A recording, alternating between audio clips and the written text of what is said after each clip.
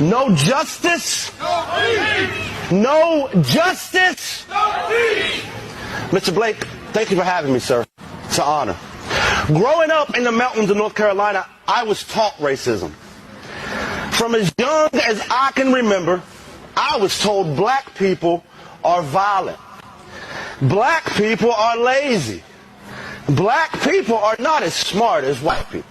I remember my dad told me that black people are too lazy to work, and so they depend on welfare to live, and they sell drugs. 10 minutes after my dad said that to me, a man knocked on the door. I let him in. He handed my dad some money. My dad weighed out some marijuana and a few pills and handed it to that gentleman. And then we went to the store to buy some groceries. We didn't buy groceries with the money that man just handed my father. It was little yellow, blue, and green food coupons. So my dad is trying to teach me that black people are drug dealers on welfare, while my dad was selling drugs out the living room, living on welfare. You see, he would tell me, son, I work very hard. I don't make enough money to provide for you kids, so that's why I sell these drugs. I just love you so much. And these food stamps, well, I pay my taxes, so I earn them. You see, the indoctrination begins at a very young age. We are taught without even knowing it, there are two Americas. Despite marijuana use with the black community and the white community at the same rate, the black community is arrested and convicted at a rate 3 times higher than white America. There are black Americans in prison right now serving 30 and 40-year sentences for marijuana, while corporations are becoming multi-billion-dollar businesses selling marijuana.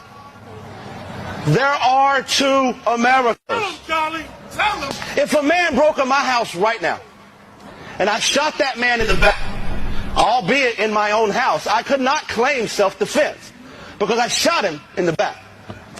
But a police officer can shoot Jacob Blake in the back 7 times and still be at work.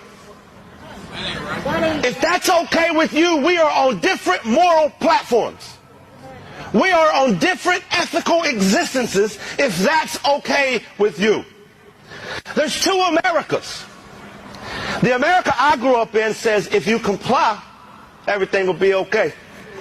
Well, for white America, that's true. But black America faces a very different reality.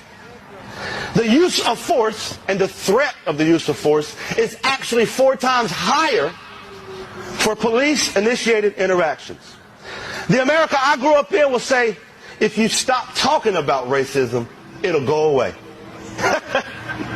Well, for white America, that's true.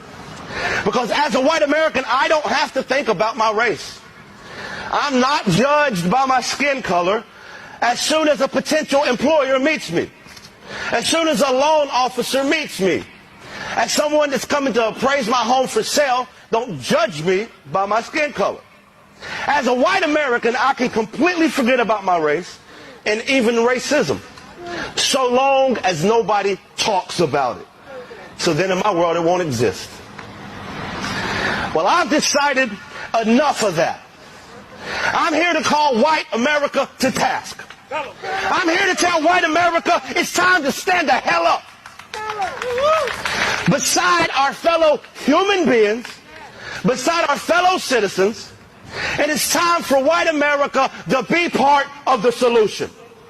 I was raised by racists. I was taught how to be racist. So you can quit telling me that racism doesn't exist. You're a damn liar.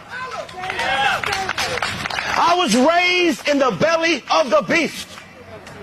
I was raised by racists, and now they hate me. I call that a glow up.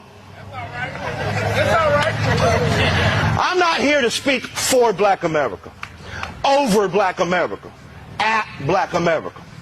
I'm here to speak to and at white America, and I'm screaming, wake the hell up. White supremacy is woven into the very fabric of this country. White supremacy bleeds from every pore of this country. In schools, we have standardized testing, but we don't have standardized resources. We don't have standardized opportunities. In hospitals, a black woman is more likely to die during childbirth at a rate 3 times higher than that of a white woman. In neighborhoods, power plants and dumps are more likely to be put up by a predominantly black neighborhood than a predominantly white neighborhood.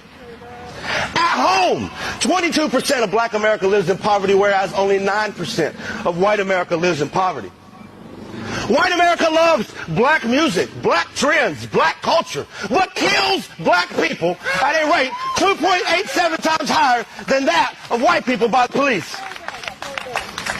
All of these things will not change unless we tear down, I'm going to say that again, unless we tear down the system of white supremacy that has built them into existence. We cannot fix the current system, for it is not broken. This system is working exactly as it was intended. Passing laws will not change it. You cannot legislate morality. Black America has screamed tirelessly for decades about these injustices, while white America has turned a blind eye and a deaf ear. Well, I'm here to say no more. Change is coming. Revolution is coming. It's time to open your eyes, white America. White people make up nearly 60% of the American population, and the overwhelming majority of them refuse to even admit that racism exists. They think that there's a conspiracy against them by the government with zero evidence, but ignore the obvious systemic racism and oppression against black America that's well documented. Well, I've made it my life's mission to call white America to task.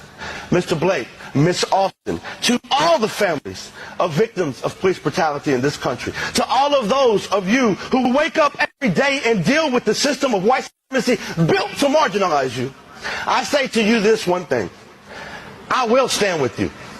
I will march with you. I will protest with you. I will fight with you. I will use my privilege and my platform to demand that white America stop ignoring this humanitarian crisis happening right here in America. So, white America, this is your choice. Either be part of the solution, or by God, you are the problem. No justice, no peace. Thank you.